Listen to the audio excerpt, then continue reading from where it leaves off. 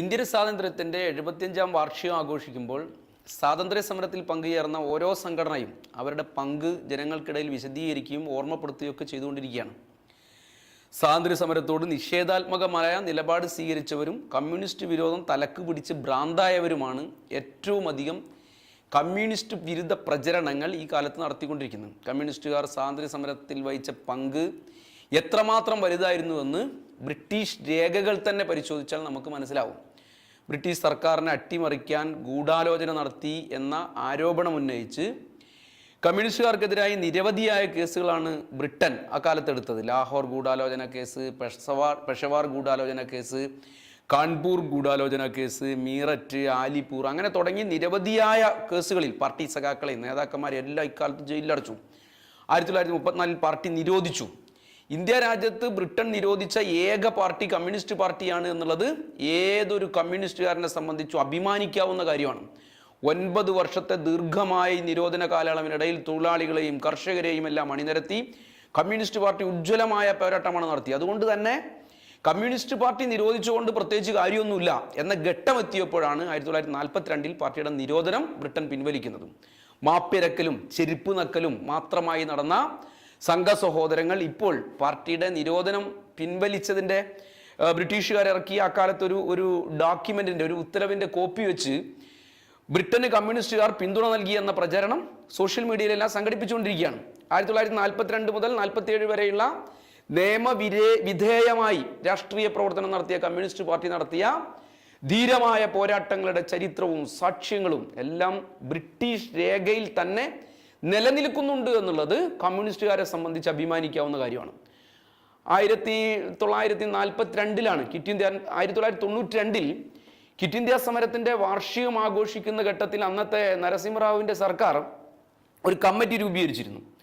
ആ കമ്മിറ്റിയിൽ EMS, ജ്യോതി ബസു, അതുപോലെ തന്നെ ഹർകിഷൻ സിംഗ് സുർജിത്ത് എന്നിവരെല്ലാം ആ കമ്മിറ്റിയിൽ ഉൾപ്പെടുത്തിയിരുന്നു. ഈ ക്വിറ്റ് ഇന്ത്യ സമരത്തിന് 50-ാം വാർഷികവുമായി ബന്ധപ്പെട്ട് സർക്കാർ ഔദ്യോഗികമായി ഉണ്ടാക്കിയ കമ്മിറ്റിക്കകത്ത് ആ കമ്മിറ്റിയിൽ കമ്മ്യൂണിസ്റ്റുകാരെ ഉൾപ്പെടുത്തി എന്നുള്ളത് തന്നെ ഈ പോരാട്ടത്തിന്റെ ഒരംഗീകാരമാണ്. രണ്ടാമത്തത് 1992 ആഗസ്റ്റ് മാസം ഈ ക്വിറ്റ് ഇന്ത്യ സമരത്തിന്റെ 50-ാം വാർഷികത്തിന്റെ ഭാഗമായി പ്രത്യേകമായ പാർലമെന്റിന്റെ ഒരു വിശേഷാൽ സമ്മേളനം ചേരുകയുണ്ടായി. ആ സമ്മേളനത്തെ അഭിസംബോധന ചെയ്തുകൊണ്ട് അന്നത്തെ രാഷ്ട്രപതി ഡോക്ടർ ശങ്കൽ ദയാൽ ശർമ്മ പ്രസംഗിച്ചത് ഇങ്ങനെയായിരുന്നു: കാൺപൂർ, ജംഷഡ്പൂർ, അഹമ്മദാബാദ് എന്നിവിടങ്ങളിൽ നടന്ന വ്യാപകമായ മിൽ തൊഴിലാളി പണിമുടക്കിനെ തുടർന്ന് 1942 സെപ്റ്റംബർ 5-ന് ഇന്ത്യയിലെ ബ്രിട്ടീഷ് ഭരണകൂടം ലണ്ടനിലെ സ്റ്റേറ്റ് സെക്രട്ടറിക്ക് ഒരു റിപ്പോർട്ട് അയച്ചു. അദ്ദേഹത്തിന്റെ പ്രസംഗത്തിന്റെ ഭാഗമാണ് ഞാൻ ഈ പറയുന്നത്.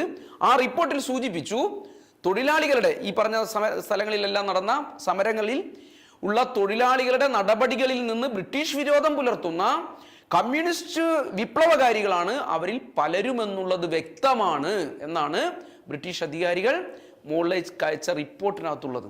അതായത് ബ്രിട്ടീഷ് സർക്കാരിന് വ്യക്തമായ കാര്യം പലർക്കും ഇപ്പോഴും വ്യക്തമായില്ല എന്നുള്ളതല്ല, അവർ വ്യക്തമായില്ല എന്ന് നടിച്ച് കമ്മ്യൂണിസ്റ്റ് വിരുദ്ധ പ്രചാരണങ്ങളെല്ലാം നടത്തിക്കൊണ്ടിരിക്കുന്നു എന്നുള്ളതാണ് നമുക്ക് ഈ പ്രചരണങ്ങളുടെ അടിസ്ഥാനത്തിൽ കാണാൻ വേണ്ടി പറ്റാം. ഇന്ത്യൻ പാർലമെന്റിന്റെ ഔദ്യോഗിക ആഘോഷത്തിൽ രാഷ്ട്രപതി നടത്തിയ പ്രസംഗം പാർലമെന്റിന്റെ രേഖകളിൽ ലഭ്യമാണ്.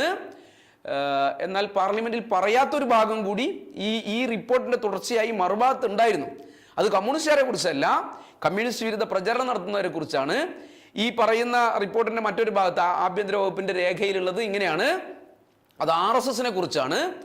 സംഘം കരുതലോടെ നിയമമനുസരിച്ച് പെരുമാറുകയും 1942 പൊട്ടിപ്പുറപ്പെട്ട എല്ലാ ലഹളകളിൽ നിന്നും വിട്ടുനിൽക്കുകയും ചെയ്തു എന്നാണ് ഈ രേഖയുടെ മറ്റൊരു ഭാഗത്ത് RSSനെ കുറിച്ച് എഴുതി ചേർത്തത്. ഇവരാണ് കമ്മ്യൂണിസ്റ്റുകാരെ ദേശസ്നേഹം പഠിപ്പിച്ചുകൊണ്ടിരിക്കുന്നതെന്ന്.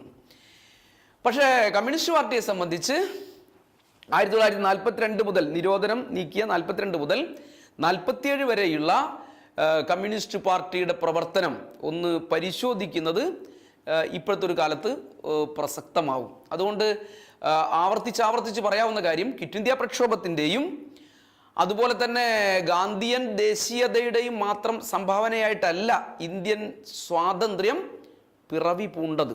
അതൊരു ഏറ്റവും പ്രധാനപ്പെട്ട ഒരു പോയിന്റാണ് ഈ പ്രചരണങ്ങളുടെ എല്ലാം പശ്ചാത്തലത്തിൽ. കോൺഗ്രസിന്റെ സംഘടനാ രൂപത്തിനകത്തും പുറത്തുമെല്ലാം പ്രവർത്തിച്ച കോൺഗ്രസ് സോഷ്യലിസ്റ്റുകൾ, കമ്മ്യൂണിസ്റ്റുകൾ, വിപ്ലവ ദേശീയത ഉയർത്തിപ്പിടിച്ച ധീരരായ വിപ്ലവകാരികൾ, ആയിരങ്ങൾ ജീവൻ ബലിയർപ്പിച്ച കർഷക തൊഴിലാളി സമരങ്ങൾ, ഗോത്രവർഗക്കാരുടെ പോരാട്ടങ്ങൾ, വിദ്യാർത്ഥി യുവജന പ്രക്ഷോഭങ്ങൾ എന്നിവയെല്ലാം സ്വാതന്ത്ര്യ സമര പ്രസ്ഥാനത്തിന് ശക്തി പകർന്നവയായിരുന്നു. ഇത്തരം പോരാട്ടങ്ങൾക്കെല്ലാം അക്കാലത്ത് നേതൃത്വം കൊടുത്തത് കമ്മ്യൂണിസ്റ്റുകാരായിരുന്നുവെന്ന് കമ്മ്യൂണിസ്റ്റ് വിരുദ്ധ പ്രചരണം നടത്തുന്ന കോൺഗ്രസ്സുകാർ ഉൾപ്പെടെയുള്ളവർ ഓർക്കുന്നത് നല്ലതാണ്.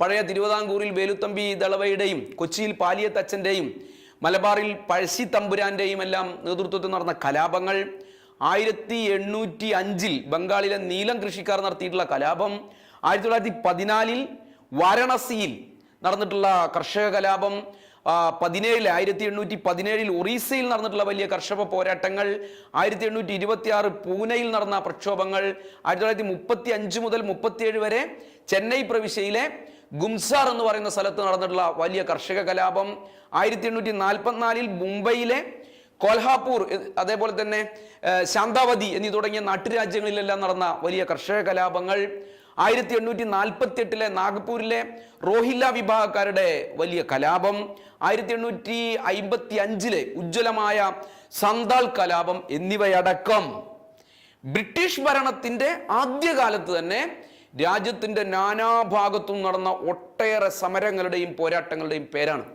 ആ പരമ്പരയിലെ അവസാനത്തെ സംഭവമാണ്, ആ സ്വഭാവത്തിലുള്ള അവസാനത്തെ സംഭവമാണ് 1857 ഒന്നാം സ്വാതന്ത്ര്യ സമരം എന്ന സൈനിക കലാപവും ബഹുജന മുന്നേറ്റവും.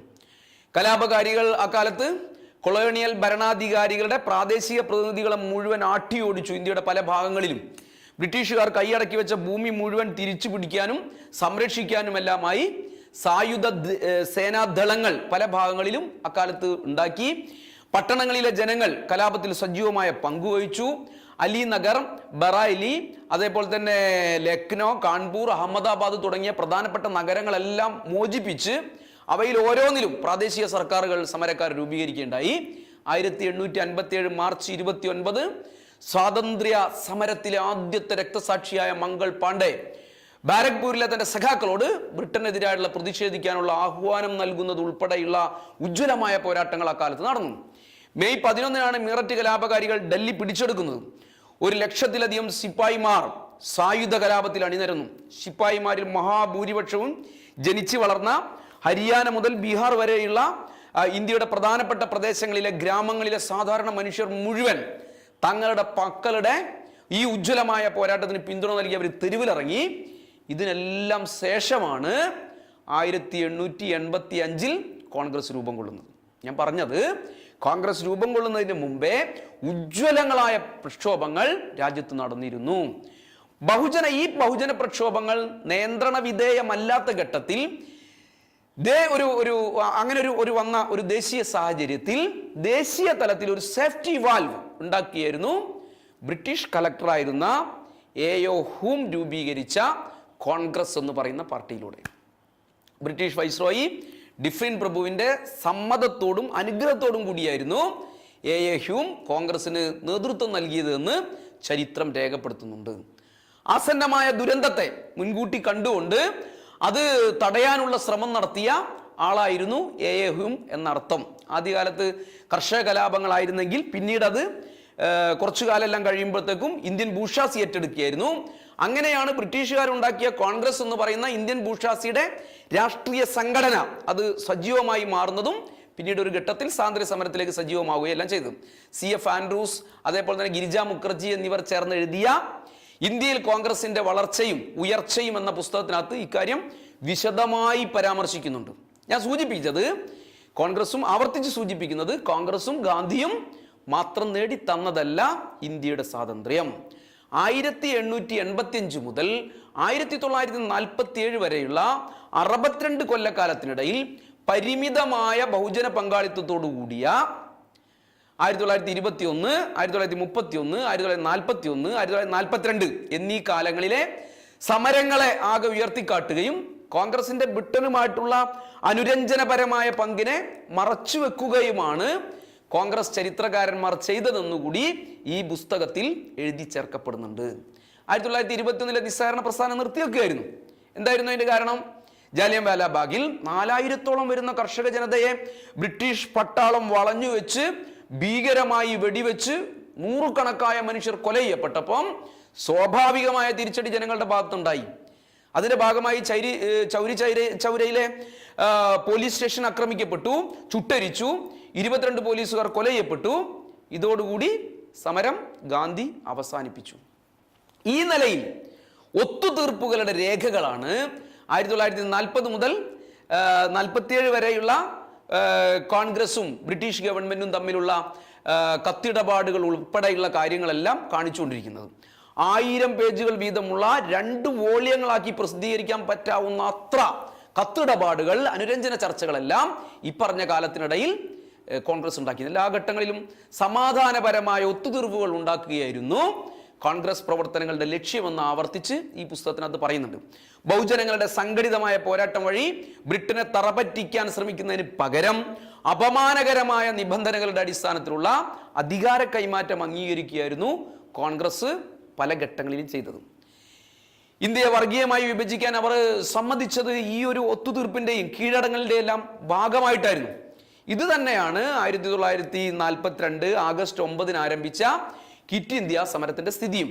കമ്മ്യൂണിസ്റ്റുകാരെ ക്വിറ്റ് ഇന്ത്യ സമരത്തിന്റെ പേരിൽ അധിക്ഷേപിക്കുന്നവർ ഇതിന് തൊട്ടു മുമ്പ് നടന്ന കാര്യങ്ങൾ കൂടി പരിശോധിക്കുന്നത് നന്നാവും. ക്വിറ്റ് ഇന്ത്യ സമരത്തിന്റെ പേരിൽ കമ്മ്യൂണിസ്റ്റുകാരെ ആക്കുന്നതിന്റെ പശ്ചാത്തലത്തിലാണ് ഞാൻ ഈ കാര്യങ്ങൾ പറയുന്നത്. ഇന്ത്യയുടെ സ്വാതന്ത്ര്യ സമരത്തിലെ അവസാന ദശകത്തിന്റെ ഒരു പ്രാരംഭ വർഷം എന്നുള്ള നിലയിൽ ഒരു കാലം ശ്രദ്ധേയമാവുന്നത് പ്രവശ്യ തെരഞ്ഞെടുപ്പുകളിലേക്കുള്ള തെരഞ്ഞെടുപ്പിൽ കോൺഗ്രസിനുണ്ടായ വമ്പിച്ച മുന്നേറ്റങ്ങളാണ്.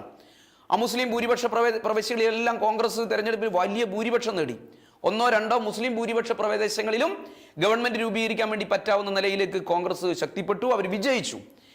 എങ്കിലും തെരഞ്ഞെടുപ്പിൽ ജയിച്ച ഇടങ്ങളിൽ മന്ത്രിസ്ഥാനം സ്വീകരിക്കണമോ എന്ന കാര്യത്തിൽ കോൺഗ്രസിനകത്ത് വലിയ തർക്കമുണ്ടായി. കോൺഗ്രസ്സുകാരും സോഷ്യലിസ്റ്റുകാരും കോൺഗ്രസിനകത്തെ മറ്റു ഇടതുപക്ഷക്കാരും 2 വർഷത്തോളം മന്ത്രിസ്ഥാനങ്ങൾ സ്വീകരിക്കുന്നതിനെതിരെയുള്ള പരോക്ഷമായ പ്രതിഷേധം, പ്രക്ഷോഭങ്ങളെല്ലാം ഉയർത്തിക്കൊണ്ടുവരികയുണ്ടായി. ചക്രവർത്തിയുടെ ഭരണത്തിന് കീഴിൽ മന്ത്രിമാരാവുകയല്ല, മറിച്ച് ബ്രിട്ടീഷ് ഭരണാധികാരികളിൽ നിന്ന് വിപ്ലവകരമായ വിധത്തിൽ അധികാരം പിടിച്ചെടുക്കാൻ ജനങ്ങളെ സജ്ജമാക്കുകയാണ് കോൺഗ്രസിന്റെ കടമ എന്നാണ് ഈ പറയുന്ന വിഭാഗം വാദിച്ചത്. കോൺഗ്രസിന്റെ പ്രസിഡന്റ് നെഹ്റുവും ഈ വികാരത്തിൽ വിവിധ ഘട്ടങ്ങളിൽ പങ്കുചേരുകയുണ്ടായി. എന്നാൽ ഇക്കാര്യത്തിൽ തെരഞ്ഞെടുപ്പിന് തൊട്ടു മുമ്പെയുള്ള 2 കോൺഗ്രസ് സമ്മേളനങ്ങളിൽ വൻതോതിലുള്ള വാദപ്രതിവാദങ്ങളുടെ എല്ലാം വേദിയായി മാറിയിരുന്നു. തെരഞ്ഞെടുപ്പിന് ശേഷവും വാദങ്ങളെല്ലാം തുടർന്നു. പക്ഷേ മന്ത്രിസഭകളിലെല്ലാം കോൺഗ്രസ് പങ്കാളിയാവുന്ന സാഹചര്യം ഉണ്ടായി. ഈ പശ്ചാത്തലത്തിലാണ് 1939 കോൺഗ്രസിന്റെ ത്രിപുരി സമ്മേളനം നടക്കുന്നത്. ആ സമ്മേളനത്തിൽ ഇടതുപക്ഷവും വലതുപക്ഷവും തമ്മിലുള്ള വലിയ ഏറ്റുമുട്ടലിന്റെ വേദിയായി ആ സമ്മേളനം മാറുകയുണ്ടായി. അതിന്റെ ഒടുവിലാണ് സുഭാഷ് ചന്ദ്രബോസ് കോൺഗ്രസിന്റെ പ്രസിഡന്റ് സ്ഥാനത്ത് നിന്ന് പുറന്തള്ളപ്പെടുന്നത്. കോൺഗ്രസിലെ ഇടതുപക്ഷ വിഭാഗത്തിന്റെ പ്രതിനിധിയായ അദ്ദേഹം പുറന്തള്ളപ്പെടുകയായിരുന്നു. പിന്നീട് അദ്ദേഹം ഫോർവേഡ് ബ്ലോക്ക് എന്നൊരു സംഘടന രൂപീകരിച്ച് സ്വന്തമായ ഒരു പാർട്ടി രൂപീകരിക്കുകയും കോൺഗ്രസിലെ വലതുപക്ഷത്തെ എതിർക്കുന്നതിൽ കമ്മ്യൂണിസ്റ്റുകാരോടും സോഷ്യലിസ്റ്റുകാരോടൊപ്പം ചേരുകയും എല്ലാം ചെയ്തു എന്നുള്ളതാണ് ചരിത്രം. പിന്നീട് ക്രമേണ അദ്ദേഹം കോൺഗ്രസ് സംഘടനയിൽ തന്നെ പുറന്തള്ളപ്പെട്ടു. അങ്ങനെയുള്ള ഒരു പശ്ചാത്തലത്തിലാണ് 1939 സെപ്റ്റംബർ മാസത്തോടുകൂടി, സെപ്റ്റംബർ 1 2ാം ലോക മഹായുദ്ധം പൊട്ടിപ്പുറപ്പെടുന്നത്. അപ്പോൾ ഉയർന്നു വന്നൊരു ഏറ്റവും പ്രധാനപ്പെട്ട ചോദ്യം ഇതായിരുന്നു: എന്ത് സമീപനമാണ് ഈ യുദ്ധ സാഹചര്യത്തിൽ കോൺഗ്രസ് അവലംബിക്കേണ്ടത്? യുദ്ധത്തിന്റെ ആദ്യഘട്ടം എന്നുള്ളത് 2 ചേരിയായി മാറി നിന്ന് പടപൊരുതിയ സാമ്രാജ്യത്വ കോയ്മകൾക്ക് മാത്രം പങ്കുള്ള ഒരു ഘട്ടമായിരുന്നെങ്കിൽ 2ാം ഘട്ടമായപ്പോഴേക്കും സോവിയറ്റ് യൂണിയൻ കൂടി യുദ്ധത്തിൽ പങ്കാളികളായി. സോവിയറ്റ് യൂണിയന് കൂടി പങ്കുള്ള ഫാസിസ്റ്റ് വിരുദ്ധ ചേരി ജയിച്ചു കാണാനാണ് ഇന്ത്യ ആഗ്രഹിക്കുന്നതെന്ന് ഇടതുപക്ഷ പാർട്ടികൾ മാത്രമല്ല, കോൺഗ്രസ് പോലും ആദ്യഘട്ടത്തിൽ പ്രഖ്യാപിച്ചു. എന്നാൽ ഇന്ത്യൻ ജനതയുമായി കൂടിയാലോചിക്കാതെ നമ്മുടെ രാജ്യത്തിന്റെ ധനശക്തിയും ജനശക്തിയും എല്ലാം സാമ്രാജ്യത്വ മേധാവിത്വത്തിന്റെ രക്ഷയ്ക്ക് വേണ്ടി ബ്രിട്ടീഷ് അധികാരികൾ ഉപയോഗിക്കുകയായിരുന്നു. ഇന്ത്യയെ യുദ്ധത്തിൽ പങ്കാളികളാക്കി പ്രഖ്യാപിക്കുകയായിരുന്നു. അതിനെതിരായിട്ടുള്ള വലിയ പ്രതിഷേധം ഉയർന്നു വന്നു. അതേപോലെ തന്നെ യുദ്ധം ജനജീവിതത്തിൽ ഉണ്ടാക്കുന്ന കെടുതികൾക്കെതിരായി തൊഴിലാളികളുടെയും കർഷകരുടെയും ഒക്കെ വീറുറ്റ സമര പരിപാടികളുമായി ആ കാലത്ത് കമ്മ്യൂണിസ്റ്റുകാർ ഉജ്ജ്വലമായ നിലയിൽ രംഗത്ത് വന്നു. ഐതിഹാസികങ്ങളായ പ്രക്ഷോഭങ്ങൾ അക്കാലത്ത് കമ്മ്യൂണിസ്റ്റുകാർ ഉയർത്തിക്കൊണ്ടുവന്നു. ഇന്ത്യയെ യുദ്ധത്തിൽ കക്ഷിയാക്കിയ ബ്രിട്ടീഷ് ഗവൺമെന്റിന്റെ നടപടിയെയും അവർ ശക്തിയായ നിലയിലേക്ക് എതിർത്തു. വീറുറ്റ സഹന സമരങ്ങളിലൂടെ ബ്രിട്ടീഷ് ഗവൺമെന്റിനെ അധികാരത്തിൽ നിന്ന് പുറന്തള്ളുക എന്ന നയമാണ് ഈ ഘട്ടത്തിൽ കോൺഗ്രസ്സുകാർ സ്വീകരിച്ചത്. കോൺഗ്രസിന്റെ ഈ ഘട്ടത്തിൽ കമ്മ്യൂണിസ്റ്റുകാർ സ്വീകരിച്ചത്. കോൺഗ്രസിന്റെ നയത്തിൽ നിന്ന് വ്യത്യസ്തമായി ബഹുജന പ്രക്ഷോഭങ്ങൾ ഉയർത്തിക്കൊണ്ടുവന്ന് ബ്രിട്ടനെതിരായുള്ള സമരം ശക്തിപ്പെടുത്തുക. മറുഭാഗത്ത് സുഭാഷ് ചന്ദ്രബോസ് ചെയ്തത് ബ്രിട്ടീഷുകാരെ ഇന്ത്യയിൽ നിന്ന് തുരത്താൻ അവരുടെ ശത്രുവായ ഫാസിസ്റ്റ് ശക്തികളുടെ പിന്തുണ നേടുക എന്നുള്ള ഒരു നയമായിരുന്നു അദ്ദേഹം സ്വീകരിച്ചത്. ആദ്യം ജർമ്മനിയിൽ അദ്ദേഹം പോയി, പിന്നീട് ജപ്പാനിൽ പോയി, പിന്നീട് ഇന്ത്യൻ ദേശീയ സേന എന്ന് പറയുന്ന INA രൂപീകരിച്ചു. ജപ്പാനീസ് പട്ടാളത്തിന്റെ സഹായത്തോടു കൂടി ഇന്ത്യയിൽ നിന്ന് ബ്രിട്ടീഷുകാരെ തുരത്തുവാനുള്ള പദ്ധതികൾ അദ്ദേഹം ആസൂത്രണം ചെയ്തു. സോഷ്യലിസ്റ്റുകാരാവട്ടെ ഇതിനോട് രണ്ടിനോടും വിയോജിച്ചുകൊണ്ടുള്ള ഒരു നിലപാട്, ബ്രിട്ടീഷ് യുദ്ധ നയങ്ങളെ അഹിംസാത്മകമായി ചെറുക്കുക എന്ന നയത്തിന് വേണ്ടി ഒരു ഭാഗത്ത് അവർ വാദിച്ചു. അത്തരം ഒരു നിലപാട് സോഷ്യലിസ്റ്റുകൾ ഒരു ഭാഗത്ത് ഒരു അഴകുഴമ്പ നിലപാട് സ്വീകരിച്ചു. എന്നാൽ കോൺഗ്രസ് ചെയ്തത് സുഭാഷ് ചന്ദ്രബോസ് ആവർത്തിച്ച് സൂചിപ്പിച്ചതുപോലെ, കോൺഗ്രസിലെ വലതുപക്ഷ നേതൃത്വത്തിനെതിരായി അദ്ദേഹം ആരോപണം ഉന്നയിച്ചതുപോലെ ബ്രിട്ടീഷുകാരുമായി അനുരഞ്ജനത്തിന് യുദ്ധപരിസ്ഥിതിയെ ഉപയോഗപ്പെടുത്താൻ തീരുമാനിക്കുകയാണ് ചെയ്തത്. യുദ്ധത്തിന്റെ ഈ ഒരു സാഹചര്യത്തെ ഉപയോഗപ്പെടുത്തി ബ്രിട്ടീഷുകാരിൽ സമ്മർദ്ദം ചെലുത്തുക എന്നുള്ളതായിരുന്നു കോൺഗ്രസ് എടുത്ത നിലപാട്. ബ്രിട്ടീഷ് അധികാരികൾക്കെതിരായി വിട്ടുവീഴ്ചയില്ലാത്ത സമരം എന്ന കമ്മ്യൂണിസ്റ്റുകാരുടെ മുദ്രാവാക്യം അതിശക്തമായ നിലയിലേക്ക് നടപ്പിലാക്കാൻ വേണ്ടി തുടങ്ങിയ സാഹചര്യം ഉണ്ടായി. കോൺഗ്രസിലെ വലതുപക്ഷ നേതൃത്വം അങ്ങനെ ഒരു പോരാട്ടമെല്ലാം നടന്നുകൊണ്ടിരിക്കുന്ന ഘട്ടത്തിൽ തന്നെ കോൺഗ്രസിലെ വലതുപക്ഷ നേതൃത്വം പ്രവശ്യ സ്ഥലങ്ങളിൽ ലഭിച്ച മന്ത്രിസ്ഥാനങ്ങൾ ഉപയോഗപ്പെടുത്തി, അധികാരമൊക്കെ ഉപയോഗപ്പെടുത്തി കേന്ദ്രത്തിലെ അധികാര പ്രശ്നത്തെ ചൊല്ലി ബ്രിട്ടീഷുകാരുമായി വിലപേശുകയാണ് ചെയ്തത്. പ്രവശ്യ തെരഞ്ഞെടുപ്പിലെല്ലാം കിട്ടിയ സ്വാധീനം ഇനി അഖിലേന്ത്യാ തലത്തിൽ ദേശീയ അടിസ്ഥാനത്തിൽ ഇത് വെച്ച് വിലപേശുക എന്നുള്ള നയം അക്കാലത്ത് കോൺഗ്രസ് എടുത്തു. എന്നാൽ യുദ്ധം പൊട്ടിപ്പുറപ്പെട്ട് പിന്നെ ഒരു ഘട്ടം വന്നപ്പോൾ ബ്രിട്ടീഷ് ഭരണാധികാരികളുടെ യുദ്ധനയത്തെ നാം പിന്തുണയ്ക്കുന്നുവോ എതിർക്കുന്നുവോ എന്നെല്ലാമുള്ള ചോദ്യങ്ങൾ വളരെ ശക്തമായ നിലയിലേക്ക് വീണ്ടും ഉയർന്നു വന്നു. അങ്ങനെ ഒരു ഘട്ടം വന്നപ്പം രണ്ടും അല്ലാത്ത ഒരു നയം കോൺഗ്രസിന്റെ വലതുപക്ഷം സ്വീകരിക്കുന്ന നിലയാണ് അക്കാലത്ത് കാണാൻ വേണ്ടി കഴിഞ്ഞു. യുദ്ധത്തെ ശരിയായ നിലയിൽ വിലയിരുത്തില്ല, എന്താണ് നമ്മൾ സ്വീകരിക്കേണ്ട നിലപാട് എന്നുള്ളതിനെ സംബന്ധിച്ചൊന്നും ഒരു കൃത്യതയും കോൺഗ്രസ് അക്കാലത്ത് ഉണ്ടാക്കിയിരുന്നില്ല. കമ്മ്യൂണിസ്റ്റുകാർ ആവശ്യപ്പെട്ട നിലയിലേക്ക് വീറുറ്റ ഈ ബഹുജന സമരം സംഘടിപ്പിക്കുന്നതിന് അവർ തയ്യാറായില്ലെന്ന് മാത്രമല്ല, ബ്രിട്ടന്റെ യുദ്ധനയത്തിനെതിരെ അഹിംസാത്മകമായി ഗാന്ധി തുടർന്ന അഹിംസാത്മകമായ സമരങ്ങൾ, ആ നിലയിലേക്കുള്ള ഒരു കൂട്ടസത്യാഗ്രഹം സംഘടിപ്പിക്കാൻ വേണ്ടി പോലും കോൺഗ്രസിലെ വലതു നേതൃത്വം തയ്യാറായില്ല എന്നുള്ളത് അക്കാലത്തെ ഇന്ത്യയുടെ ചരിത്രം, രേഖകൾ, ബ്രിട്ടീഷ് രേഖകൾ ഉൾപ്പെടെ പരിശോധിച്ചാൽ മനസ്സിലാക്കാൻ വേണ്ടി പറ്റും. മഹാത്മാഗാന്ധി അക്കാലത്ത് തെരഞ്ഞെടുത്തൊരു സമരരൂപം വ്യക്തികൾ വാക്കാൽ യുദ്ധത്തെ എതിർക്കുക എന്നുള്ളതായിരുന്നു. അതിന്റെ പേര് വ്യക്തി സത്യാഗ്രഹം എന്നായിരുന്നായിരുന്നു. ആ പേരിലാണ് അത് അറിയപ്പെട്ടത്. വ്യക്തികൾ പോവുക, സമരം ചെയ്യുക, അറസ്റ്റ് വരിക്കുക, ഇതെല്ലാമായിരുന്നു അക്കാലത്തെ സമരരൂപം.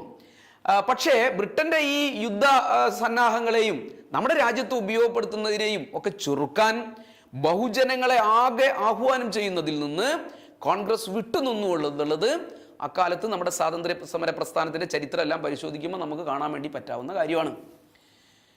എന്നാൽ ഒക്ടോബർ 2 കമ്മ്യൂണിസ്റ്റുകാർ നേതൃത്വം നൽകിയ മുംബൈയിലെ കാർണികാങ്കാർ യൂണിയൻ എന്ന് പറയുന്ന ട്രേഡ് യൂണിയൻ തൊഴിലാളി സംഘടന ഐതിഹാസികമായ രാഷ്ട്രീയ പണിമുടക്ക് ബോംബെ നഗരത്തിൽ നടത്തുകയാണ്. നഗരത്തെ ആകെ ഇളക്കി മറിച്ചുകൊണ്ടുള്ള പോരാട്ടം അവിടെ നടക്കുന്നു. കേരളത്തിലാണെങ്കിൽ കയ്യൂർ, തലശ്ശേരി, മോറാഴ, മട്ടന്നൂർ അങ്ങനെ തുടങ്ങിയിട്ടുള്ള വിവിധ മേഖലകളിലെല്ലാം വലിയ പ്രക്ഷോഭങ്ങൾ, വടക്കൻ മലബാറിൽ സമരങ്ങൾ നടക്കുന്നു. ഇതെല്ലാം ആ നിലയിൽ കമ്മ്യൂണിസ്റ്റുകാരുടെ നേതൃത്വത്തിൽ ആ കാലത്ത് നടക്കുകയാണ്. കോൺഗ്രസിന് ആ കാലത്ത് ധാരാളം സൗജന്യങ്ങൾ ബ്രിട്ടനോട് ആവശ്യപ്പെട്ടു. കോൺഗ്രസ് ആവശ്യപ്പെട്ട പ്രകാരമുള്ള ഗണ്യമായ സൗജന്യങ്ങൾ നൽകിയാൽ മാത്രമേ യുദ്ധത്തെ പൂർണ്ണമായും ഞങ്ങൾ പിന്തുണയ്ക്കൂ എന്ന് വ്യക്തമാക്കുന്ന നിലയിലേക്ക് കോൺഗ്രസിലെ ചില നേതാക്കന്മാരുടെ സ്റ്റേറ്റ്മെന്റുകൾ, കാര്യങ്ങളെല്ലാം അക്കാലത്ത് വന്നു. ഞാൻ നേരത്തെ സൂചിപ്പിച്ചതുപോലെ, സുഭാഷ് ചന്ദ്രബോസ് ആരോപിച്ചതുപോലെ അനുരഞ്ജനത്തിൻ്റെതായ സമീപനം, ബ്രിട്ടനുമായിട്ടുള്ള അനുരഞ്ജനത്തിൻ്റെതായ രീതി കോൺഗ്രസ് ആ കാലത്തും തുടർന്നു എന്നുള്ളതാണ് അനുഭവം. സ്വാതന്ത്ര്യ സമര പ്രസ്ഥാനം ഏറ്റെടുക്കേണ്ട ഈ കാലത്ത് ഒരു ബഹുജന പ്രക്ഷോഭത്തിന്റെ ഒരു കരട് പരിപാടി തന്നെ സ്വയം നിർദ്ദേശിച്ചുകൊണ്ടാണ് കോൺഗ്രസ്സുകാർ അക്കാലത്തെ AICC യോഗങ്ങളിലും കോൺഗ്രസ് സമ്മേളനങ്ങളിലെല്ലാം പരിപാടി അവതരിപ്പിച്ചത്. ഇതിനെ അതിശക്തമായ നിലയിലേക്ക് വലതുപക്ഷം അതിനെ എതിർക്കുന്ന നിലയുണ്ടായി. അങ്ങനെ ഒരു വലതുപക്ഷ നേതൃത്വം എടുത്തിട്ടുള്ള ഒരു സമീപനത്തോടുള്ള ഒരു നിലപാട് തന്നെ കോൺഗ്രസിനകത്തുണ്ടായിരുന്ന സോഷ്യലിസ്റ്റുകാരും എടുത്തു. അവർ ചില എതിർപ്പെല്ലാം പ്രകടിപ്പിച്ചെങ്കിലും ബഹുജന സമരത്തിനുള്ള ഒരു ബദൽ പദ്ധതിയൊന്നും അവർ മുന്നോട്ട് വെച്ചിട്ടില്ല എന്നുള്ളതാണ് അക്കാലത്തെ ചരിത്ര രേഖകളെല്ലാം കാണിക്കുന്നത്. ഇത്തരം ഒരു പരിതസ്ഥിതിയിലാണ്, ഇങ്ങനെ നിൽക്കുന്ന ഒരു പരിതസ്ഥിതിയിലാണ് യുദ്ധത്തിന്റെ സ്വഭാവത്തിൽ മാറ്റം വരുന്നത്. യുദ്ധത്തിന്റെ ആദ്യഘട്ടം ഞാൻ നേരത്തെ പറഞ്ഞ പോലെ രണ്ട് സാമ്രാജ്യത്വ കോയ്മകൾ തമ്മിലുള്ള യുദ്ധമായിരുന്നു. രണ്ടാമത്തെ ഘട്ടം എന്ന് പറയുന്നത് സോവിയറ്റ് യൂണിയനെ നാസി ജർമ്മനി ആക്രമിക്കുന്നതോടുകൂടി രണ്ടാമത്തെ ഘട്ടം തുടരുകയാണ്. ഇതോടുകൂടി എല്ലാ മുതലാളിത്ത രാജ്യങ്ങളിലെയും ഭരണവർഗങ്ങളിലെ ഏറ്റവും പിന്തിരിപ്പന്മാരായ വിഭാഗങ്ങളുടെ, കടുത്ത ചൂഷകരുടെ, അവരുടെ പ്രതിനിധികളായിരുന്ന, അവരുടെ പിന്തുണയുണ്ടായിരുന്ന ജർമ്മൻ ഫാസിസവും സ്വന്തം രാജ്യത്തിന്റെ സ്വാതന്ത്ര്യത്തിനും ജനതയുടെ ജീവനും വേണ്ടി ധീരോദാത്തമായ, നിലനിൽപ്പിനും എല്ലാം വേണ്ടി ധീരോദാത്തമായ ദേശീയ യുദ്ധം നടത്തി വരുന്ന സോവിയറ്റ് യൂണിയനും തമ്മിലുള്ള അതിരൂക്ഷമായ യുദ്ധമായി അത് മാറുകയാണ്. ലോക രാഷ്ട്രീയത്തിലെ ഏറ്റവും പ്രധാനപ്പെട്ട പ്രശ്നമായി ഈ സാഹചര്യം മാറി. സാമ്രാജ്യത്വ ശക്തികളും ജനകീയ ശക്തികളും ചേർന്നുള്ള യുദ്ധമായി മാറി. ഭൂഗോളത്തിന്റെ മറ്റൊരു ഭാഗത്ത് ചൈനയും അതേപോലെ തന്നെ ഏഷ്യൻ രാജ്യങ്ങളും എല്ലാം ജപ്പാനീസ് ആധിപത്യത്തിന് കീഴിലേക്ക് അവരുടെ ആക്രമണത്തിന് വിധേയമായി കീഴടക്കപ്പെടുന്ന സാഹചര്യം മറ്റു മേഖലക്കകത്ത് രൂപപ്പെടുകയാണ്. ലോകതലത്തിൽ തന്നെ ഫാസിസ്റ്റ് വിരുദ്ധ ശക്തികളുടെ വിജയം ഇന്ത്യയുടെ സ്വാതന്ത്ര്യത്തിന് മുന്നുപാധിയായി മാറിയ വിധത്തിൽ സുപ്രധാനമായ ഒരു സാർവദേശീയ പ്രശ്നമായി കമ്മ്യൂണിസ്റ്റുകാർ അക്കാലത്ത് വിലയിരുത്തി. അതായത് ഫാസിസ്റ്റ് വിരുദ്ധ ചേരിയുടെ പരാജയവും സോവിയറ്റ് ചേരിയുടെ വിജയവുമാണ് ഇന്ത്യയുടെ സ്വാതന്ത്ര്യത്തിന്റെ മുന്നുപാധി എന്നുള്ളൊരു വിലയിരുത്തൽ കമ്മ്യൂണിസ്റ്റുകാർ ആ കാലത്ത് നടത്തുകയുണ്ടായി. ഇങ്ങനെ ഒരു നിലപാട് സ്വീകരിക്കുന്നത് മുന്നനുഭവങ്ങളുടെ അടിസ്ഥാനത്തിലാണ്. ആ സാഹചര്യത്തിൽ മാത്രമല്ല. എന്തായിരുന്നു മുന്നനുഭവം? 1919 ഒന്നാം ലോക മഹായുദ്ധം നടക്കുന്നു. ആ ഒന്നാം ലോക മഹായുദ്ധത്തിന്റെ കാലത്ത് ബ്രിട്ടൻ എല്ലാ സഹായവും നിരുപാധികമായ പിന്തുണയും കോൺഗ്രസ് നൽകി. ഗാന്ധി ഉൾപ്പെടെ എല്ലാ പിന്തുണയും നൽകി. അഹിംസാ സിദ്ധാന്തമെല്ലാം മാറ്റിവെച്ച് പട്ടാള റിക്രൂട്ട്മെന്റ് വരെ കോൺഗ്രസ് ചെയ്യുന്ന നിലയിലേക്ക് മാറി. അന്ന് പ്രചരിപ്പിക്കപ്പെടുന്ന, ഗാന്ധി ഉൾപ്പെടെയുള്ളവർ പ്രചരിപ്പിച്ച കാര്യം, യുദ്ധം കഴിഞ്ഞാൽ ബ്രിട്ടൻ നമ്മളെ തിരിച്ചു സഹായിക്കും, നമുക്ക് സ്വയംഭരണ അവകാശങ്ങളെല്ലാം നൽകും എന്നായിരുന്നു ഗാന്ധി പറഞ്ഞത്. എന്നാൽ യുദ്ധമെല്ലാം വിജയിച്ച ബ്രിട്ടൻ ചെയ്ത കാര്യം, ഇന്ത്യൻ ജനതയ്ക്ക് നൽകിയ സൗജന്യം, സഹായം എന്ന് പറയുന്നത് റൗലത്ത് ആക്ട്, അതുപോലെ തന്നെ ജാലിയൻ വാലാബാഗ് ഉൾപ്പെടെയുള്ള കിരാതമായ ആക്രമണങ്ങളിലൂടെയാണ് അവരവരുടെ കൃതജ്ഞത പ്രകടിപ്പിച്ചത്. ഇത് ഒന്നാം ലോക മഹായുദ്ധകാലത്തെ ഒരു അനുഭവമാണ്. 1939 യുദ്ധം തുടങ്ങുന്ന കാലത്തും ഗാന്ധി ഈ നിലപാട് തന്നെയായിരുന്നു സ്വീകരിച്ചിരുന്നത്. 1939 സെപ്റ്റംബർ 5 ഹരിജൻ വാരികയിൽ ഗാന്ധി എഴുതിയത് ഇങ്ങനെയായിരുന്നു. അദ്ദേഹം എഴുതിയ ലേഖനത്തിൽ അദ്ദേഹം ഇങ്ങനെ പറഞ്ഞു: ബ്രിട്ടൻ നീതിപൂർവകമായ ഒരു ലക്ഷ്യം മുൻനിർത്തിയാണ് പടവെട്ടുന്നത്. അതുകൊണ്ട് ഇന്ത്യയുടെ മോചന പ്രശ്നം ഞാൻ ഇപ്പോൾ പരിഗണിക്കുന്നതേ ഇല്ല എന്ന് സംശയത്തിനിടയില്ലാത്ത വിധം, ആശങ്കകൾക്ക് വകയില്ലാത്ത വിധം വ്യക്തമായി തന്നെ ഗാന്ധി എഴുതിയിരുന്നു. എന്നാൽ കോൺഗ്രസിലെ പ്രബലമായ വിഭാഗം അതിന് അംഗീകരിച്ചില്ല. അതോടൊപ്പം തന്നെ ജർമ്മനിയിലെ നാസി ഭരണവും ഇറ്റലിയിലെ ഫാസിസ്റ്റ് വാഴ്ചയും ജപ്പാനിലെ പട്ടാള സർവാധിപത്യവും എല്ലാം ലോക പുരോഗതിക്കും സ്വാതന്ത്ര്യത്തിനുമെല്ലാം കടുത്ത ഭീഷണിയാണ് ഉയർത്തുന്നതെന്ന് ഗാന്ധിയും മൗലാന ആസാദും ഉൾപ്പെടെയുള്ളവർ അക്കാലത്ത് പറയുകയും പ്രചരിപ്പിക്കുകയും വിശ്വസിക്കുകയും എല്ലാം ചെയ്തിരുന്നു. ലക്നൌവിലെ കോൺഗ്രസിന്റെ സമ്മേളനത്തിൽ നെഹ്റു അധ്യക്ഷൻ എന്ന നിലയിൽ ഇക്കാര്യം പരസ്യമായി പ്രഖ്യാപിക്കുകയും ചെയ്തതാണ്. ഫാസിസത്തോടുള്ള തൻ്റെ എതിർപ്പ്, സോവിയറ്റ് യൂണിയനോടും സോഷ്യലിസത്തോടും ഉള്ള അദ്ദേഹത്തിന്റെ ആഭിമുഖ്യം, ഇതിന്റെ കൂടെ തന്നെ നെഹ്റു ആ നിലയിൽ തന്നെ സമ്മേളനങ്ങളിലും പുറത്തുമെല്ലാം ആവർത്തിച്ച് വ്യക്തമാക്കുകയുണ്ടായി. സോവിയറ്റ് യൂണിയനും ചൈനയും ഉൾപ്പെടെ മഹാശക്തികളുടെ പരാജയം, നാസി ഫാസിസ്റ്റ് വിജയം, ഇന്ത്യക്ക് വരുത്താവുന്ന ഭയാനകമായ ദുരിതത്തെക്കുറിച്ച് നെഹ്റുവിന് നല്ല ബോധ്യം ഉണ്ടായിരുന്നു. സോഷ്യലിസ്റ്റ് ചേരി തോറ്റാൽ, മറ്റവർ ജയിച്ചാൽ ഉണ്ടാവുന്ന പ്രശ്നങ്ങളെക്കുറിച്ച്.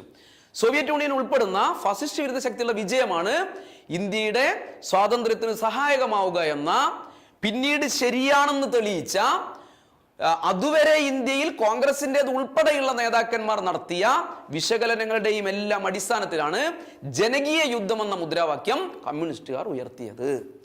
രാജ്യത്തെ സാമ്രാജ്യത്വ വിരുദ്ധ ശക്തികൾ ലോകതലത്തിൽ ഫാസിസ്റ്റ് വിരുദ്ധ ശക്തികളോടൊപ്പം ഒന്നിക്കണമെന്ന് പാർട്ടി ആഹ്വാനം ചെയ്തു.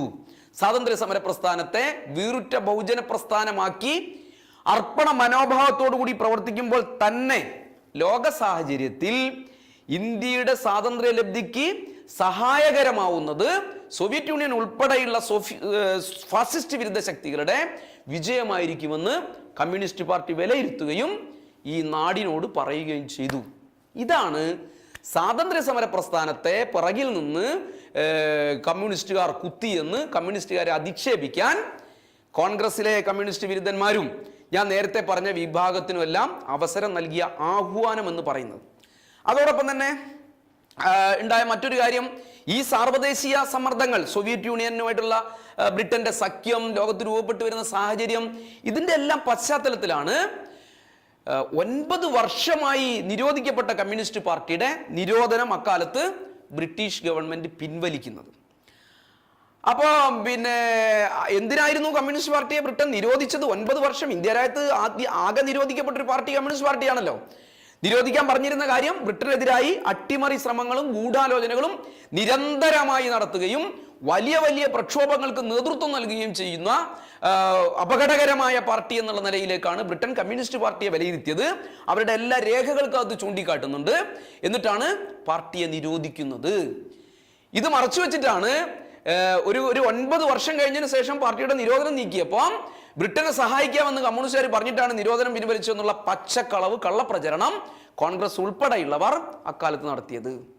ബ്രിട്ടീഷുകാർക്ക് അപകടകരമായ ഭീഷണിയായതുകൊണ്ട് നിരോധിച്ച ഏക രാഷ്ട്രീയ പ്രസ്ഥാനം കമ്മ്യൂണിസ്റ്റ് പാർട്ടി മാത്രമായിരുന്നു എന്നത് ആവർത്തിച്ച് കമ്മ്യൂണിസ്റ്റ് വിരുദ്ധ പ്രചാരണം നടത്തുന്നവരെ നമ്മൾ ഓർമ്മപ്പെടുത്തേണ്ട ഒരു കാലം കൂടിയാണ് സ്വാതന്ത്ര്യത്തിന്റെ 75ാം വാർഷികം ആഘോഷിക്കുന്ന ഈ കാലം എന്ന് പറയുന്നത്.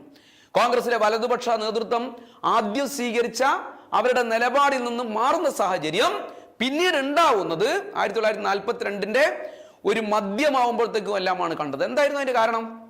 അതിന്റെ ഏറ്റവും പ്രധാനപ്പെട്ട കാരണം കോൺഗ്രസ് മുന്നോട്ട് വെച്ച സമ്മർദ്ദ ഫോർമുലകൾ ബ്രിട്ടൻ അംഗീകരിച്ചില്ല എന്നുള്ളതാണ്. അപ്പോൾ അങ്ങനെ ഒരു സാഹചര്യത്തിൽ ബ്രിട്ടീഷ് സർക്കാർ കോൺഗ്രസിനായിട്ട് ധാരാളം ചർച്ചകളെല്ലാം നടത്തി. യുദ്ധത്തിൻ്റെ ഒരു സാഹചര്യത്തിൽ കോൺഗ്രസിനെ തങ്ങളുടെ കൂടെ നിർത്താൻ വേണ്ടി പറ്റാവുന്ന നിലപാടുകളെല്ലാം സ്വീകരിച്ചു. അതിൻ്റെ എല്ലാം ഭാഗമായിട്ടാണ് സർ സ്റ്റാഫോർഡ് ക്രിഫ്റ്റിന്റെ നേതൃത്വത്തിൽ ഒരു സംഘത്തെ അയക്കുന്നത്. അദ്ദേഹത്തിന്റെ ദൗത്യം കൂടി പരാജയപ്പെടുകയായിരുന്നു. കോൺഗ്രസിനെ മയപ്പെടുത്താൻ വേണ്ടി കഴിഞ്ഞില്ല. ഇതോടുകൂടിയാണ് കോൺഗ്രസ് അവരുടെ നിലപാട് മാറ്റുന്നത്. പൊളിയാൻ വേണ്ടി പോകുന്ന ബാങ്കിന്റെ പിൻകാല തീയതി വെച്ച ചെക്കെന്നാണ് ഈ ക്രിപ്സിന്റെ വാഗ്ദാനത്തെല്ലാം സംബന്ധിച്ച് ഗാന്ധി അക്കാലത്ത് തന്നെ വിശേഷിപ്പിച്ചത്. 2ാം ലോക മഹായുദ്ധത്തിൽ ബ്രിട്ടൻ തകരും എന്നുള്ള സൂചനയായിരുന്നു അക്കാലത്ത് ഗാന്ധി ഈ ഒരു പ്രയോഗത്തിലൂടെ നൽകിയത്. എന്നിട്ട് ഗാന്ധി ചെയ്ത കാര്യം, കൂടിയാലോചനകളെല്ലാം അവസാനിക്കുന്നതിന് മുമ്പേ തന്നെ ഗാന്ധി ഡൽഹിയിൽ നിന്ന് പോവുകയും ചെയ്തു.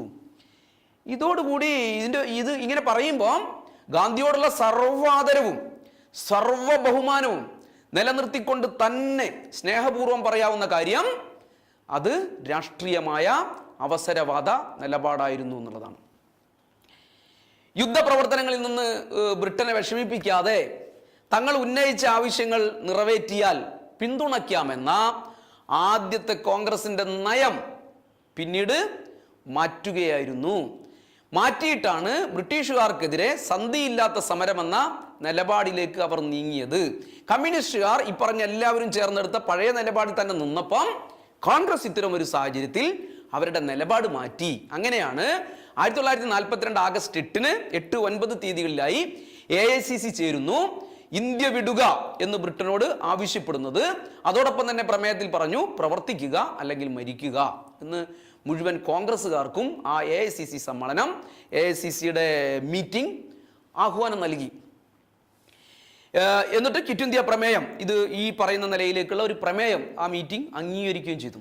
എന്നാൽ അവിടെ കണ്ടിട്ടുള്ള ഒരു കാര്യം, കോൺഗ്രസിന്റെ ഈ സമ്മേളനങ്ങളുടെ ഡോക്യുമെന്റുകളെല്ലാം യൂട്യൂബ് ഉൾപ്പെടെ സോഷ്യൽ മീഡിയ മറ്റ് സംവിധാനങ്ങളിലെല്ലാം ലഭ്യമാണ്. എല്ലാ സൈറ്റുകളിലെല്ലാം ലഭ്യമാണ്. അതെല്ലാം പരിശോധിച്ചാൽ എല്ലാ പരിപാടി തയ്യാറാക്കുമ്പോൾ അതിന് കൃത്യമായ ഒരു സംഘടനാ സംവിധാനം എല്ലാം കോൺഗ്രസ് നിർദ്ദേശിച്ചിരുന്നു. എന്നാൽ 42 ആഗസ്റ്റ് പ്രക്ഷോഭം സംബന്ധിച്ച്, ക്വിറ്റ് ഇന്ത്യ പ്രക്ഷോഭം സംബന്ധിച്ച് ഒരു അഭിപ്രായവും ഒരു കൃത്യമായ പരിപാടിയും അവർ തയ്യാറാക്കിയിരുന്നില്ല.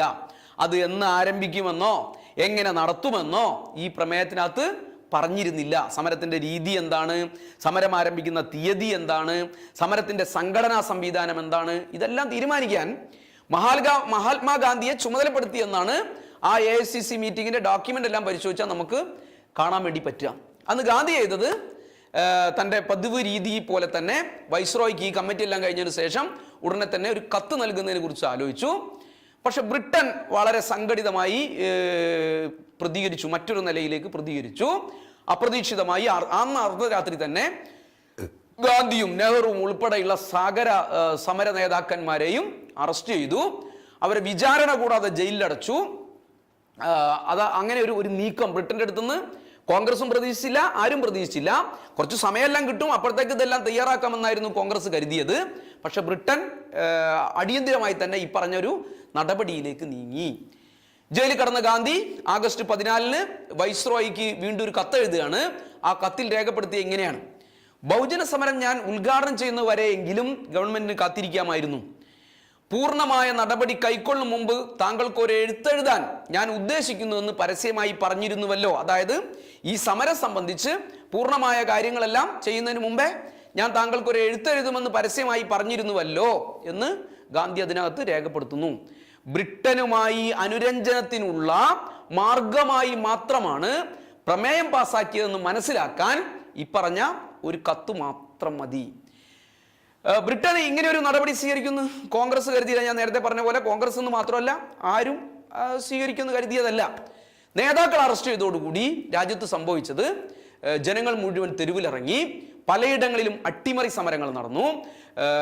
പാലങ്ങൾ ബോംബ് വെക്കൽ അതുപോലുള്ള പല അട്ടിമറി സമരങ്ങളും നടന്നു. ഒരു നിലയിലും ആസൂത്രിതമല്ലാത്ത സമരങ്ങളായിരുന്നു നടന്നത്. ഗൗരവമായതോ അല്ലെങ്കിൽ ആസൂത്രിതമായ സംഘടിതമായതോ ആയ ഒരു സമരവും ക്വിറ്റ് ഇന്ത്യ പ്രക്ഷോഭത്തിന്റെ ഭാഗമായി ഇന്ത്യ രാജ്യത്ത് നടന്നതായി ചരിത്രത്തിൽ എവിടെയും കാണുന്നില്ല. ഇപ്പറയുന്ന ഒറ്റപ്പെട്ട സംഭവങ്ങൾ പലയിടങ്ങളിലും ഉണ്ടായി എന്നുള്ളതാണ് ആ സമരത്തെക്കുറിച്ച് മനസ്സിലാക്കിയാൽ കാണാൻ വേണ്ടി പറ്റാം. 1945 ജൂൺ മാസം 15-ാം തീയതി ജയിൽ മോചിതനായ ശേഷം ജവഹർലാൽ നെഹ്റു, ഗോവിന്ദ് വല്ലഭ പന്ത്, വല്ലഭായ് പട്ടേൽ തുടങ്ങിയവർ ചേർന്ന് ആഗസ്റ്റ് സമരത്തെക്കുറിച്ച് ഒരു സ്റ്റേറ്റ്മെന്റ് അവർ ഇറക്കുകയുണ്ടായി.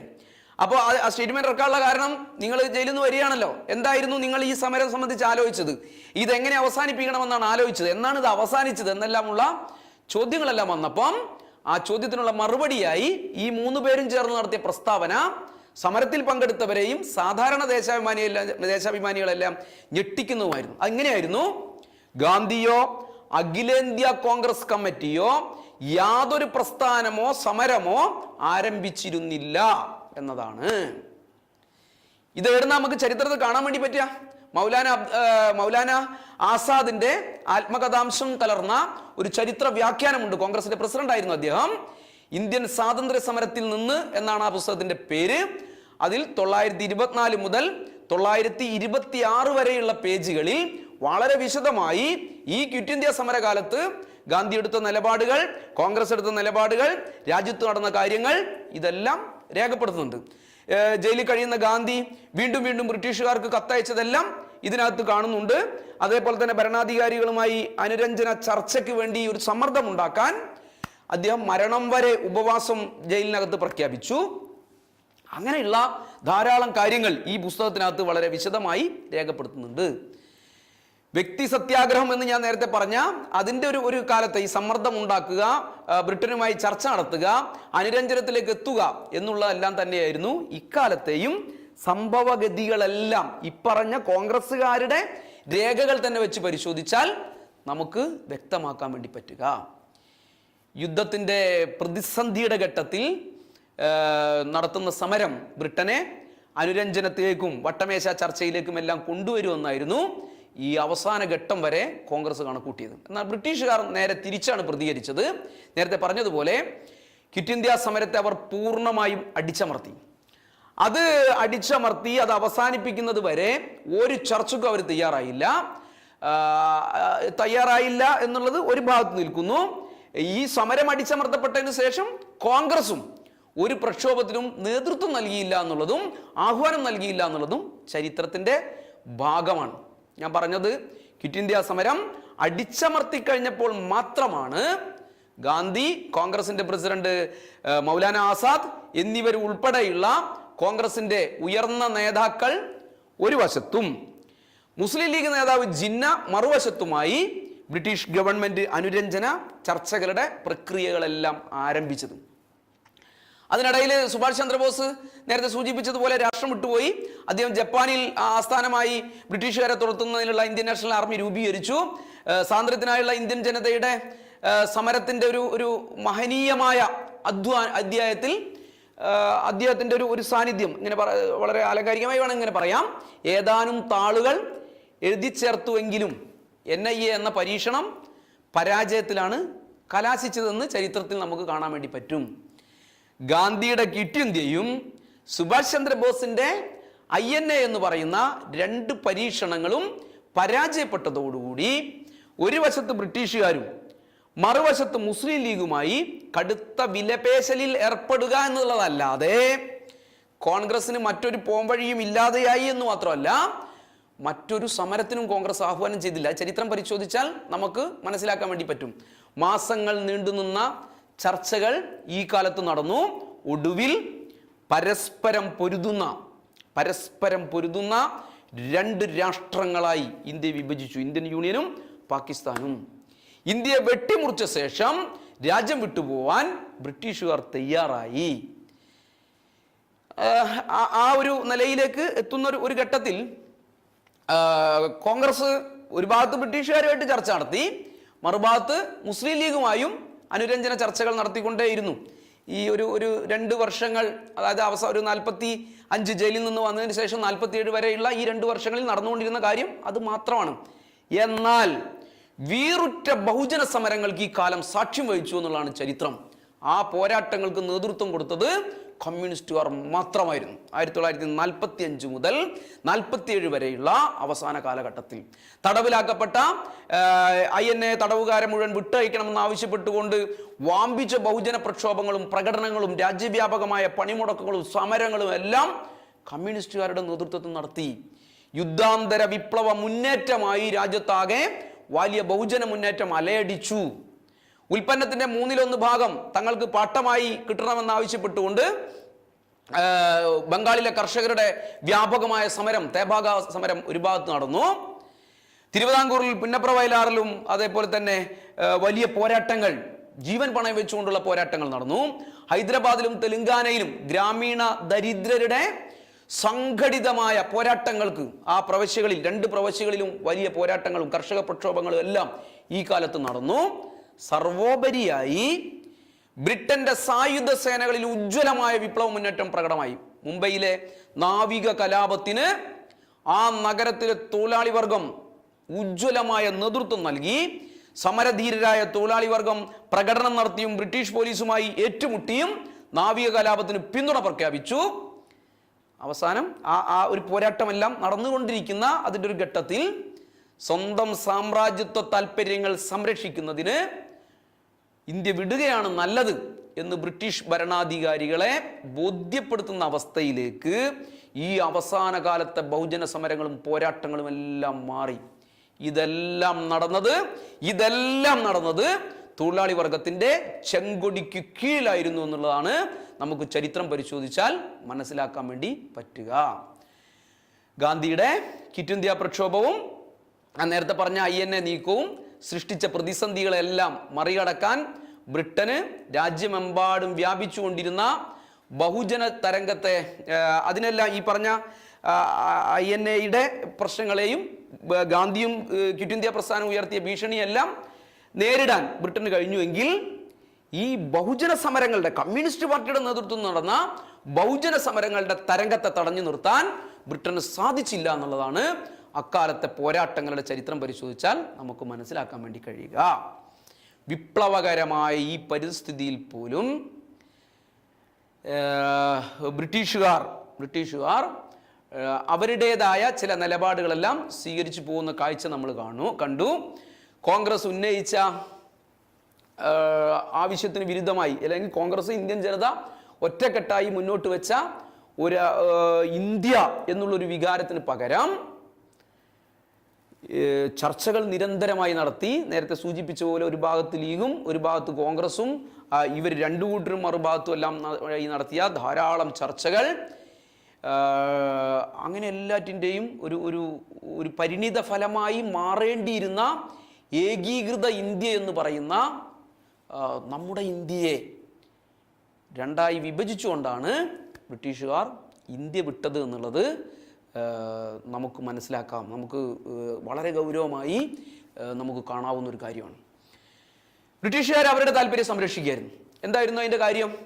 ഇന്ത്യയെ വെട്ടിമുറിക്കുന്നതിലൂടെ അവർ കണ്ട കാര്യങ്ങളിൽ ഒന്ന്, ഏകീകൃത ഇന്ത്യ സ്വതന്ത്രമായാൽ അതിൻ്റെ സാമ്പത്തിക രാഷ്ട്രീയ വികാസം ലോക സാമ്രാജ്യാധിപത്യത്തിന് തന്നെ ഭീഷണിയായി മാറും എന്നുള്ളതാണ് അവർ ഒന്നാമതായി കണ്ടത്. രണ്ടാമത്തെ കാര്യം, വെട്ടിമുറിക്കപ്പെടുന്ന ഒരു രാഷ്ട്രം രണ്ട് രാഷ്ട്രങ്ങളായി മാറുന്നു. അന്യോന്യം വൈരുദ്ധ്യമുള്ള രണ്ട് രാഷ്ട്രങ്ങളായി ഈ മേഖലക്കകത്ത് നിലകൊള്ളുമ്പോൾ അവിടെ തങ്ങളുടെ താല്പര്യങ്ങൾ ആവശ്യമായ ഘട്ടങ്ങളിലെല്ലാം തങ്ങൾക്ക് ഉപയോഗിക്കാനും സംരക്ഷിക്കാനും ഒക്കെ പറ്റുമെന്നുള്ളതായിരുന്നു. ഇക്കാരണങ്ങളെ കൊണ്ട് തന്നെയാണ് കമ്മ്യൂണിസ്റ്റുകാർ പറഞ്ഞത് ഇന്ത്യ വിഭജനം ഒഴിവാക്കണം. ഞാൻ നേരത്തെ പറഞ്ഞ പ്രക്ഷോഭങ്ങളെല്ലാം ഈ അവസാന ഘട്ടം നടക്കുമ്പോൾ കമ്മ്യൂണിസ്റ്റുകാരും ദേശീയവാദികളായ മുഴുവൻ മനുഷ്യരും ഇന്ത്യയുടെ വിഭജനം ആവശ്യപ്പെട്ടിരുന്നു. വിഭജനം നടക്കരുത്, ഇന്ത്യ ഐക്യ ഇന്ത്യയായി തന്നെ നിലനിൽക്കണമെന്ന് ആവശ്യപ്പെട്ടിരുന്നു. എന്നാൽ കോൺഗ്രസും മുസ്ലിം ലീഗും ബ്രിട്ടനും കൂടി ചേർന്നുണ്ടാക്കിയ ധാരണയുടെ അടിസ്ഥാനത്തിൽ ഇന്ത്യ വിഭജിക്കപ്പെട്ടു. ബ്രിട്ടീഷുകാർ ഇന്ത്യ രാജ്യം ആവശ്യപ്പെട്ട അവരുടെ ഒരു ആവശ്യം അംഗീകരിക്കുന്നു എന്നുള്ള നിലയിലേക്കുള്ള ഒരു അന്തരീക്ഷമെല്ലാം ഉണ്ടാക്കിയിട്ടാണ് അവർ ഇന്ത്യയെ വെട്ടിമുറിക്കുന്നത്. ഗാന്ധി പറഞ്ഞു, എൻ്റെ ശരീരം വെട്ടിമുറിക്കുന്നതിന് തുല്യമാണ് ഇന്ത്യ രാജ്യത്തെ വെട്ടിമുറിക്കുന്നതെന്ന് ഗാന്ധി ഹൃദയഭേദകമായ നിലയിലാണ് അക്കാലത്ത് പറഞ്ഞുകൊണ്ടിരുന്നത്. കോൺഗ്രസിലെ മറ്റുള്ളവർ 1947 ആഗസ്റ്റ് 15 സ്വാതന്ത്ര്യം കൈവന്നതിൽ ആഹ്ലാദപൂർവ്വം ആഘോഷിക്കുമ്പം പരസ്പരം കൊല്ലുകയും അന്യോന്യം സ്വത്തുവകകൾ നശിപ്പിക്കുകയും കൊള്ളിവെപ്പും മറ്റതിക്രമങ്ങളും എല്ലാം ചെയ്തുകൊണ്ടിരുന്ന ഒരു കാലത്ത് ഹിന്ദുക്കളുടെയും മുസ്ലിങ്ങളുടെയും സിഖുകാരുടെയും എല്ലാം കണ്ണീരൊപ്പുന്നതിനായി ഒരിടത്തു നിന്ന് ഒരിടത്തേക്ക് സഞ്ചരിക്കുകയായിരുന്നു ഗാന്ധി ചെയ്തത്. അതായത് ഇന്ത്യയുടെ വിഭജനം ഉൾപ്പെടെയുള്ള കാര്യങ്ങൾ ഗാന്ധിയുമായി പോലും ആലോചിക്കാതെയാണ് അധികാര മോഹം പൂണ്ട കോൺഗ്രസിലെ ഒരു വിഭാഗം ഇക്കാര്യങ്ങളെല്ലാം ചെയ്തത്. ഇതെല്ലാം ഇത്രയും വിശദമായി പറഞ്ഞത് കമ്മ്യൂണിസ്റ്റ് വിരോധം തലക്ക് പിടിച്ച് എന്തും വിളിച്ചു പറയാം എന്ന കമ്മ്യൂണിസ്റ്റ് വിരുദ്ധരുടെ പ്രചാരണത്തെ നേരിടുന്നതിന് തന്നെയാണ്. ഇനിയും ധാരാളം കാര്യങ്ങൾ ഞാൻ നേരത്തെ സൂചിപ്പിച്ച 2 പുസ്തകങ്ങളെ അടിസ്ഥാനപ്പെടുത്തി തന്നെ ധാരാളം കാര്യങ്ങൾ പറയാനാവും. രാജ്യത്തെ കമ്മ്യൂണിസ്റ്റുകാരുടെയും മറ്റു പുരോഗമന ശക്തികളുടെയും എല്ലാം വിലയിരുത്തലുകൾ ശരിയായിരുന്നു. 2ാം ലോക മഹായുദ്ധത്തെ സംബന്ധിച്ചുള്ള വിലയിരുത്തലുകളെല്ലാം ശരിയായിരുന്നുവെന്ന് തുടർന്നുള്ള കാലവും ചരിത്രവും എല്ലാം തെളിയിച്ചുകൊണ്ടിരിക്കുകയാണ്. ഇതെല്ലാം ശരിയായിരുന്നു എന്ന് പറയുമ്പോൾ തന്നെ ഈ ഒരു ക്വിറ്റ് ഇന്ത്യ സമരത്തിന്റെ കാലത്ത് അല്ലെങ്കിൽ ആഗസ്റ്റ് പ്രക്ഷോഭത്തിന്റെ കാലത്ത് സമരമുഖത്തിറങ്ങി ജീവൻ ബലിയർപ്പിക്കാൻ തയ്യാറായ ധീരദേശാഭിമാനികൾ, ഗാന്ധിയും നെഹ്റുവും ഉൾപ്പെടെയുള്ള ദേശീയ നേതാക്കന്മാർ ക്വിറ്റ് ഇന്ത്യ സമരത്തിന് കോൺഗ്രസിന്റെ നിലപാടിൽ നിന്ന് വ്യത്യസ്തമായി നേതൃത്വം നൽകിയ ഈ സമരത്തിന്റെ അക്കാലത്തെ യഥാർത്ഥ നേതാക്കന്മാരായിരുന്ന ജയപ്രകാശ് നാരായണൻ, റാം മനോഹർ ലോഹ്യ, ആചാര്യ നരേന്ദ്രദേവ്, അരുണ അസഫ് അലി തുടങ്ങിയവരുടെ എല്ലാം മഹത്വത്തെയും ത്യാഗത്തെയും ഒരു നിലയിലും കമ്മ്യൂണിസ്റ്റുകാർ വില കുറച്ചു കാണുന്നില്ല. ഇന്ന് തിരിഞ്ഞു നോക്കുമ്പോൾ അന്നത്തെ അവസ്ഥയിൽ ഇന്ത്യൻ ജനതയുടെ മനോഭാവവും 1942 സമരത്തിന് നേതൃത്വം നൽകിയവരുടെ ദേശാഭിമാനപരമായ വികാരങ്ങളും ശരിയായ നിലയിൽ മനസ്സിലാക്കുന്നതിൽ ഞങ്ങൾക്ക് കമ്മ്യൂണിസ്റ്റ് പാർട്ടിക്ക് പോരായ്മ സംഭവിച്ചതായി ഞങ്ങൾ വിലയിരുത്തിയിട്ടുണ്ട്.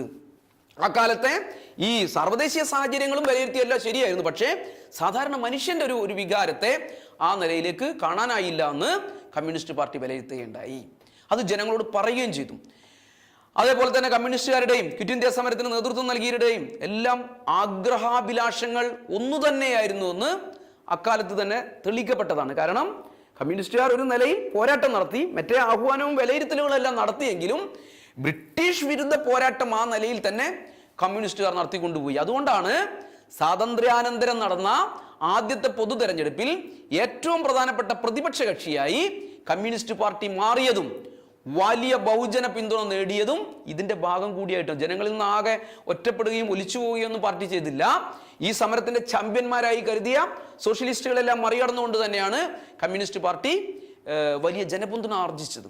ആവർത്തിച്ചു പറയട്ടെ, പ്രിയ സഖാവ് ഹർകിഷൻ സിംഗ് സുർജിത്തിന്റെ വാക്കുകളിൽ പറഞ്ഞാൽ 1942 ആഗസ്റ്റ് സമരത്തിന് ശേഷം കോൺഗ്രസ് രാജ്യം വെട്ടിമുറിച്ച് ഒത്തുതീർപ്പിനായി അനുരഞ്ജന ചർച്ചകൾ നടത്തുമ്പോൾ കമ്മ്യൂണിസ്റ്റുകാർ ബ്രിട്ടനുമായി ഏറ്റുമുട്ടുകയായിരുന്നു.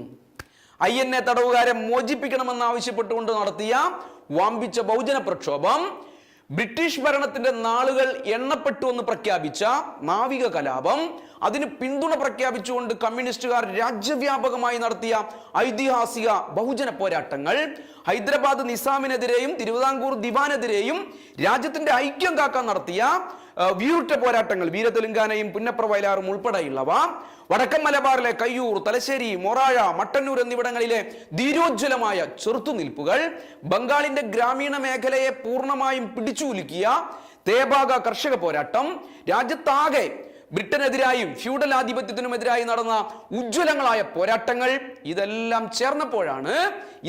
ചേർന്നപ്പോഴാണ് ബ്രിട്ടൻ ഇന്ത്യ വിടാനുള്ള സാഹചര്യം രൂപപ്പെട്ടു വന്നത്. ഇന്ത്യയുടെ സ്വാതന്ത്ര്യത്തിന്റെ 75ാം വാർഷികം ആഘോഷിക്കുമ്പോൾ വിപ്ലവകാരികളുടെയും സ്വാതന്ത്ര്യ പ്രസ്ഥാനത്തിന്റെയും പിന്മുറക്കാരും അതിന്റെ ഉത്തമ പാരമ്പര്യങ്ങൾ മുന്നോട്ട് കൊണ്ടുപോകുന്നവരും എന്ന നിലയിൽ കമ്മ്യൂണിസ്റ്റുകാർക്ക് അഭിമാനം തന്നെയാണുള്ളത്. തീർച്ചയായും കമ്മ്യൂണിസ്റ്റുകാർ അഭിമാനിക്കുക തന്നെ ചെയ്യും. ഗദ്ദർ വീരനായകർ, ബബ്ബാർ അകാലികൾ, ജുഗാന്തർ അനുശീലൻ വിപ്ലവകാരികൾ, ഭഗത് സിംഗിന്റെയും അദ്ദേഹത്തിന്റെ സഹപ്രവർത്തകരുമായ ത്യാഗോജ്വലരായ വിപ്ലവകാരികൾ ദേശീയ പ്രസ്ഥാനത്തിന് പിന്തുണ നൽകിക്കൊണ്ട് ബ്രിട്ടീഷ് പട്ടാളക്കാർക്കെതിരെ കലാപം നടത്തുകയും അവസാനം കമ്മ്യൂണിസ്റ്റ് പാർട്ടിയിലേക്ക് കടന്നു വരികയും ചെയ്ത ഉജ്ജ്വലരായ ദേശാഭിമാനികൾ, മാതൃഭൂമിക്ക് വേണ്ടി രക്തം ചിന്തിയ എണ്ണമറ്റ രക്തസാക്ഷികളുടെയും വിപ്ലവകാരികളുടെയും വിപ്ലവകരമായ പാരമ്പര്യങ്ങൾ, ഇതെല്ലാം ഞങ്ങൾ മുന്നോട്ട് കൊണ്ടുപോവുക തന്നെ ചെയ്യുമെന്നാണ് കമ്മ്യൂണിസ്റ്റ് പാർട്ടി പ്രതിജ്ഞ ചെയ്യുന്നത്. കമ്മ്യൂണിസ്റ്റ് പാർട്ടിയെ പോലെ സ്വാതന്ത്ര്യത്തിനു വേണ്ടി രക്തസാക്ഷികളെ സംഭാവന ചെയ്ത മറ്റൊരു പാർട്ടിയും ഇന്ത്യയിലില്ല. കമ്മ്യൂണിസ്റ്റ് പാർട്ടിയെ പോലെ മർദ്ദനവും പീഡനവും സഹിക്കേണ്ടി വന്ന ഒരു പാർട്ടിയും ഇന്ത്യ രാജ്യത്ത് മറ്റൊരു പാർട്ടി ഇല്ല. രാജ്യത്തെയും രാജ്യത്തെ ജനങ്ങളുടെയും സ്വാതന്ത്ര്യത്തിനു വേണ്ടി തങ്ങളുടെ യുവത്വത്തിന്റെ നല്ലൊരു ഭാഗം ഹോമിക്കേണ്ടി വന്ന ഏറ്റവും പ്രബലമായ വിഭാഗം കമ്മ്യൂണിസ്റ്റുകാരായിരുന്നു. ദീർഘകാലം തടവറക്കുള്ളിൽ ചെലവഴിക്കേണ്ടി വന്നവർ, ഐതിഹാസികങ്ങളായ പോരാട്ടങ്ങൾക്ക് നേതൃത്വം കൊടുത്ത വിപ്ലവകാരികൾ, ഇവരെല്ലാം അടങ്ങിയ കമ്മ്യൂണിസ്റ്റ് പാർട്ടി. ആ കമ്മ്യൂണിസ്റ്റ് പാർട്ടി അല്ലാതെ ഇങ്ങനെ പാരമ്പര്യമുള്ള മറ്റേത് പാർട്ടിയാണ് ഇന്ത്യ രാജ്യത്തുള്ളത്? സ്വാതന്ത്ര്യത്തിന് വേണ്ടി കമ്മ്യൂണിസ്റ്റുകാർ നൽകിയ സംഭാവനകളുടെയും നടത്തിയ അളവറ്റ ത്യാഗങ്ങളുടെയും അംഗീകാരമായിരുന്നു ഞാൻ നേരത്തെ സൂചിപ്പിച്ച 1952 ഒന്നാമത്തെ പൊതു തെരഞ്ഞെടുപ്പിൽ കമ്മ്യൂണിസ്റ്റ് പാർട്ടിക്കുണ്ടായ ഉജ്ജ്വലമായ വിജയം. പാർലമെന്റിലെ പ്രധാന പ്രതിപക്ഷ ഗ്രൂപ്പായി പാർട്ടി ഉയർന്നു വന്നു. അന്നത്തെ മദിരാശി സംസ്ഥാനത്തിൽ പാർട്ടി കോൺഗ്രസിന് ശക്തമായ വെല്ലുവിളി ഉയർത്തി. കമ്മ്യൂണിസ്റ്റുകാർക്ക് നേരെ കോൺഗ്രസ് ഗവൺമെന്റ് അഴിച്ചുവിട്ട ഭീകരമായ മർദ്ദനങ്ങളും അടിച്ചമർത്തലുകളെയും എല്ലാം അതിജീവിച്ചുകൊണ്ട് തന്നെയാണ് പാർട്ടി വിജയം മദ്രാശി സംസ്ഥാനത്തിനകത്ത് നേടിയെടുത്തത്. ഇതെല്ലാം പറയുന്നത് കോൺഗ്രസിന്റെ നേതൃത്വത്തിൽ നടന്ന സമരത്തെ നിഷേധിക്കാനോ അതിനെ വിലയിടിച്ചു കാണിക്കാനോ ഒന്നുമല്ല. 1942 സമരത്തിൽ പങ്കെടുത്തവർ നൽകിയ സംഭാവനയും അവർ നടത്തിയ ആത്മത്യാഗവും കാണാതിരിക്കുക ഞങ്ങളുടെ ഉദ്ദേശവുമല്ല.